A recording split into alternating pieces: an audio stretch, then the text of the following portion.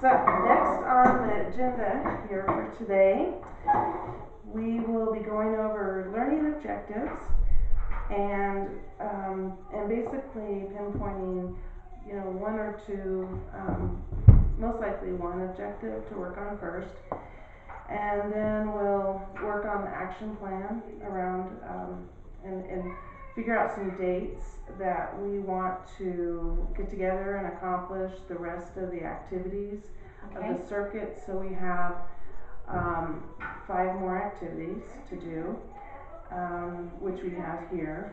We'll be doing the coaching on topic, modeling, behavior rehearsal, live coaching, peer-to-peer, and then that will finish up the first circuit. All right. All right? So it's really important that we look at the learning objective first, which will be a specific measurable goal based on what we've learned from the inventory of practices and also the teapot. And so what I hear you say is that you really would like to have a deeper connection with your families. Okay, and you gave a lot of great ideas around that. And I just want to review quickly, what are some of the things that you have been doing, either over the years, routinely, or something that you've just started this year? Okay, we always do a home visit, and so that's our first kind of connection with families and the kids, is going and visiting them at their house. At that point where you make sure that we have all the paperwork filled out, but in all honesty we're spending most of the time with the kids. So we do ages and stages, so that kind of opens up a little dialogue, but that's usually the parent doing that while we're doing stuff with the kids. In the English speaking ones or the Spanish speaking ones, I'm doing that I'm playing with the kids while a translator's working with the parent on that, and sometimes we're having the kid do some things. That's generally how that works. So it hasn't been a really close connection. We have had a couple special family nights where we really tried to focus on the Guatemalan families, because they seem to have a different view of importance of school, and we're really trying to help them feel very, very welcome, and try to help kind of guide them to be more active participants in the schooling, so when they get into the elementary, that they'll know how to do that. So we've had some family nights that were kind of focused on them, where we had live music. Some people from the Guatemalan community come and play live music, and ask some of the parents to bring some of their cultural foods. Great. And we'll decorate with some fabrics and things like that, encourage them to dress in their traditional dress, those kinds of things. Were those ideas that came up this year? No, that's actually something that we had done for the past, this is our 3rd year. Okay. This is our 3rd year, really working on that and trying to do that. So what I'm finding though is that I still am really connecting with the kids really well, but really not connecting with the parents. And when I was doing the the Pyramid Plus training with Patty, and we're talking about families, I just realized, we kept talking about what's important to families, and I thought, I don't have anything that's really telling me what's important to the parents. And I'm still finding at teacher conferences that a very large majority of my parents, when I'm saying, so what goals do you have for your child, and what things would you like for us to work on, and those kinds of things. So I say, I think everything's good and what you're doing is great, Right. And so I've learned I need to rephrase that, and I'm not sure how to do that. So that's really what I'm looking for, how to rephrase what I'm asking, so they know what I'm expecting to give. I'm not talking about what's an academic goal, but in the grand scheme of things, what's the most important thing for your child? Okay. What do you want them to be when they're adults, and And so then I know now what kinds of things can we start doing with your child that will help them be that adult that you dream about. And that sounds like a really great objective to work on first. Um, so getting parents to share their goals about their own children with you so that you get a better sense individually. Yeah, to see that, I mean, I would love for them to go to school and know how to advocate for their children and not think that school is just about having to come up with some kind of academic goal, you know, but my kid has emotional needs and my kids have familial needs, and kind of teach them to start thinking about those things now, and that is a part of schooling, so when they get into elementary, that they can be advocates for that part of their children's lives. Okay, great. You put a lot of thought into this, I can tell. Okay, so when looking at, and I did provide you a copy of this, if you do want to look at it,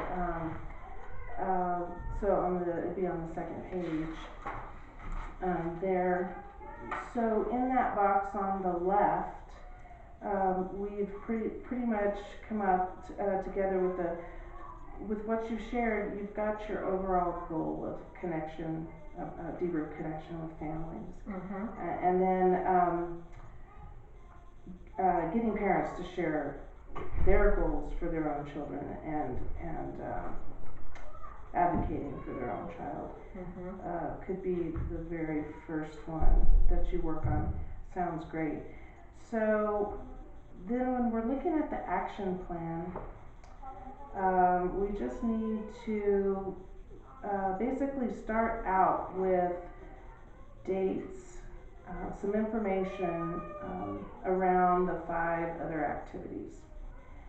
And then that's sort of a skeleton of the plan. And then as we're doing these, we can fill in between other actions, more specific actions, as they arise. Okay. So, looking at our calendars. Let me grab mine. Okay, sure. So we're probably not going to be able to schedule anything more in this month. Although I did want to ask you too, was there anything this year that you implemented that was new around this subject or around this goal? That's kind of a yes and a no. Okay. So I created a form, kind of like a cultural survey. Okay. But was not able to do that with my families. I was anticipating I would be able to do that at the teacher conferences, and I was just totally out of time before I even touched on that. Sure, so, and it's a great idea. I did not do that. What I did do, though, for the first time this year is kind of create this learning plan about I want my child to succeed in preschool, and here's what I can do to help. So every parent does have some kind of specific goal that they said that they would work on with their child, and some of them are, I tried to tell the parents that these are kind of a guideline to give them some ideas, not that these are the things you have to do. Okay. So the first thing is we encourage them to check off everything that they are doing and just say, look at all the things that you do for your kids. You do so much. Which are strengths, they're hearing those strengths. And I really, really wanted to try to focus on that. And then, is there one thing that you think you could put some energy into? And it can be one of these things. It could be something you've seen maybe over at the Head Start that you really liked, or another parent do, or something you're seeing us do here. Those kinds of things. And some of them are academic, about like counting and doing letter sounds, and some of them are more personal, like having a date with my child, those kinds of things. And so every parent did do one of those. So this is a nice stepping stone from the information you're gathering with this to what we could work on next in that goal, that you've decided on. And we can probably, I can probably help you find some information either through the pyramid model or, taxi, Supple websites that are, of course, research-based, which could help in also implementing some of those tools to help you with this goal. Okay, so this is great that you did this already. So let's look, were you able to find your I calendar? don't have my calendar, but I have my phone calendar. So Okay, that that's should, fine. that should Yeah, give me that's fine. the, And we things. can change dates as we need to. This is very flexible. We can, as we need to change, we can certainly make those revisions. And we can do that through email or during the visits. okay. So then the next coaching visit would be coaching on topic. And so as soon as we could start in January, that would be really good. My first day back to work is the 5th. I'll be in here a little bit on the 5th. I do not have kids on the 5th. They don't Okay. start until the 6th. So what time of the day would be the best? That really doesn't matter for me because I have a lot of flexibility there. Okay, and if we schedule an hour and a half and it doesn't take that long, then we've got it covered. So it's up to you. Okay, I think I would prefer something more towards morning, Okay. before lunch thing, but. Okay, how about 10? 10 sounds wonderful. 10 a.m. That will be coaching on topic.